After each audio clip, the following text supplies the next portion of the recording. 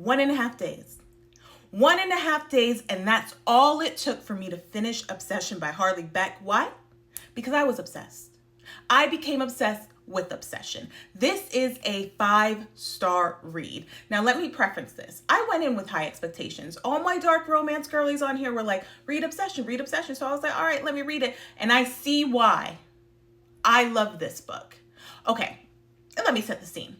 You are a small town reporter, minding your business, 22 years old.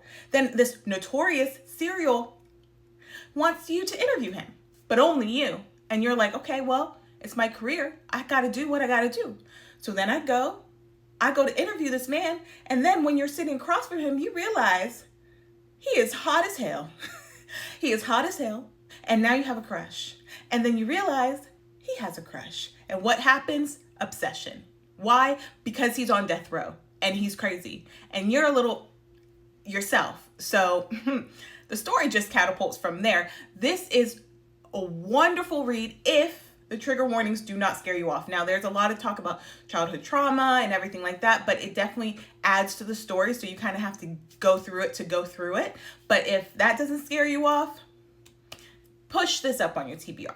Push this up. Now, it is a spicy read, and I'm going to list out all the spicy chapters on the screen somewhere. And the spice is hot. The spice is hot. It's spicing. I loved it.